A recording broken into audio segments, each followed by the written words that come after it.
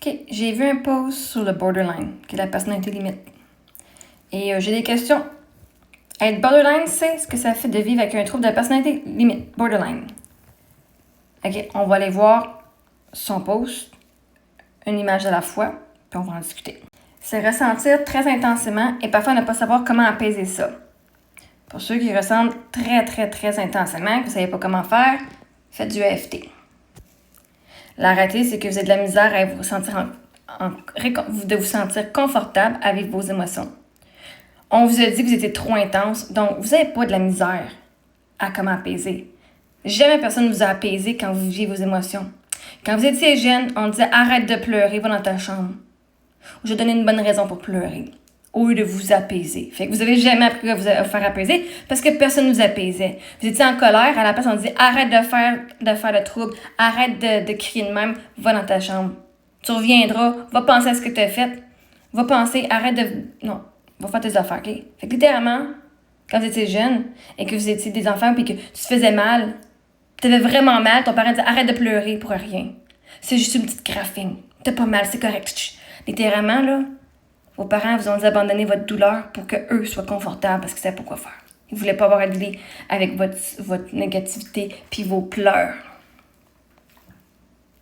Fait que quand tu vas voir d'où ça part, de ressentir très intensément, c'est que la réalité, c'est que tout le monde ressent très intensément. Mais pas tout le monde a les outils ou a eu les parents aimants qui les ont aidés à ressentir et à se sentir en sécurité à vivre cette émotion-là. Donc maintenant, en tant qu'adulte, vous ressentez de la peur. Vos parents vous disent « Arrête d'avoir peur, il n'y a rien à avoir peur ici. » Et là, vous faites « Mais je vis de la peur. » Tout ce qu'on m'a dit, c'était pas de la ressentir, mais on m'a pas dit comment faire, comment la ressentir, puis me sentir en sécurité là-dedans.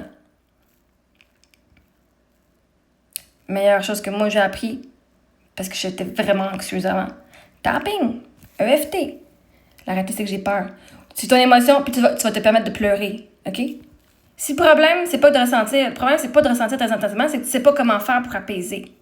Tu vas être maintenant ton parent, que t'as pas eu quand t'étais jeune, que t'es pas là émotionnellement connecté à toi. Tu vas maintenant te reparenter. Fait que si tu vis une émotion, tu dis, c'est normal que tu vis cette émotion-là. C'est valide. La réalité, c'est que je vis cette émotion-là. Et même si je vis cette émotion-là, je m'aime et m'accepte complètement inconditionnellement, puis tu t'abandonnes pas. Tu ne t'abandonnes pas. Allez voir sur YouTube. Vous pouvez aller voir sur ma chaîne, Marie-Ève Mongrain, officielle. Vous pouvez faire partie de la communauté Je m'aime à la folie.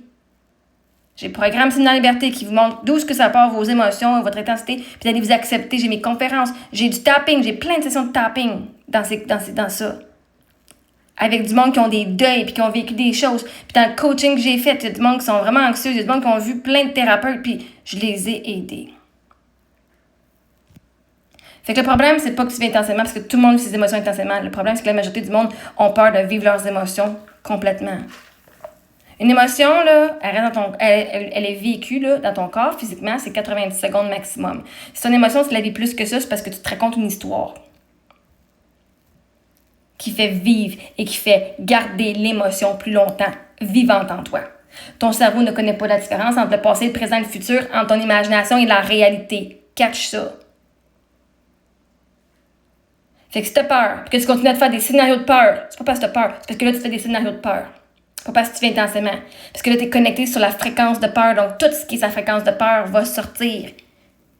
Si l'émotion est là, c'est parce que l'émotion doit être vécue, pas refoulée.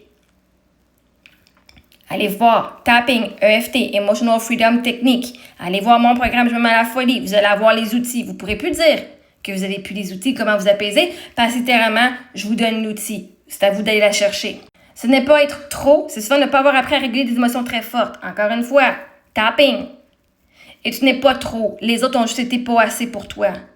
Quand vous avez été jeune, on vous dit « Ah, tu pleures ben trop, t'es trop émotionnel. » Trop émotionnel selon qui?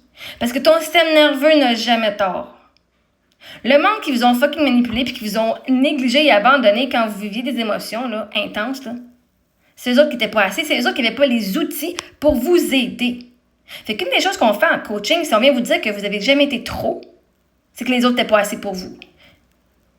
Puis souvent, on va dire « Ah, je suis pas assez. » Non, tu as toujours été assez. C'est les autres qui t'ont mis des standards que tu pourrais jamais atteindre. Puis c'est tout fait pour avoir leur validation puis leur amour. puis jamais t'aurais pu être la fille fucking parfaite, puis jamais ça aurait été assez pour ton parent qui voulait pas donner de l'amour gratuitement. Fait que non, t'es pas trop. Puis tout le monde qui te dit que t'es trop, tu leur dis, ben va trouver moins ailleurs d'abord. Comment ça t'aimer plus? C'est avoir peur d'être abandonné, même sans raison apparente. C'est parce que tu t'abandonnes toi-même. Littéralement, là, tu fais du people pleasing. Tu vas te donner à tout le monde pour être sûr que ça. Hein? Pour être sûr qu'ils t'abandonnent pas, là, tu vas te donner toi-même. Tu t'abandonnes tes rêves, t'abandonnes tes limites, t'abandonnes. Tu dis, ah, ça me tente pas, mais je vais le faire parce que je veux être sûr qu'ils pensent que je suis une bonne personne. Fait que je vais te dire oui, même si ça me tente pas. Littéralement, t'as pas peur d'être abandonné, tu t'abandonnes. T'es littéralement abandonné par toi-même. Puis t'as peur que les autres fassent la même affaire que toi. Puis t'as peur que le monde pense que t'es une personne vraiment mauvaise en dedans, au fin fond de toi.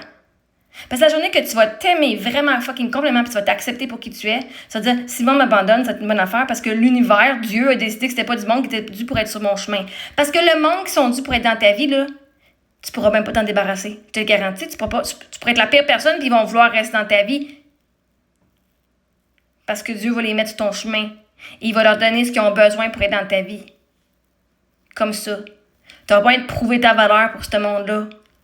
Fait que si t'as pas être abandonné, c'est parce qu'on t'a abandonné dans le passé, on t'a dit que t'avais pas de valeur, puis c'était pas assez, puis que, oh my god, si t'as pas ça, le monde va t'abandonner. Puis t'as cru ça.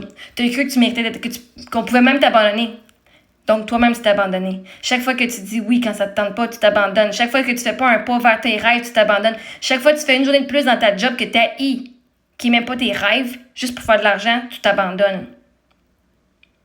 Chaque fois que tu vis pas ton émotion, juste pour être sûr que l'autre soit pas déçu, tu t'abandonnes. Fait que t'as pas peur d'être abandonné, tu es abandonné littéralement par toi-même. Ce n'est pas manipuler, chercher désespérément, ne pas perdre le lien. Yeah! Parce que c'est quoi le pire qui peut arriver si tu perds le lien? Tu vas être tout seul. C'est quoi le pire qui peut arriver si tu vas être tout seul? Tu vas être triste. C'est quoi le pire qui peut arriver si tu vas être triste? Tu sais pas comment dealer avec ton émotion qui va être intense. C'est pour ça que c'est important d'apprendre à te reparenter toi-même. Parce qu'une fois que tu sais comment vivre avec ta tristesse, tu te dis, ben oui, moi je pleure souvent, puis je m'aime quand même. Même si je suis triste et c'est vraiment douloureux, je m'aime et m'accepte complètement inconsciemment, puis je rien, ni personne qui va me faire changer d'idée sur le fait que je suis incroyable.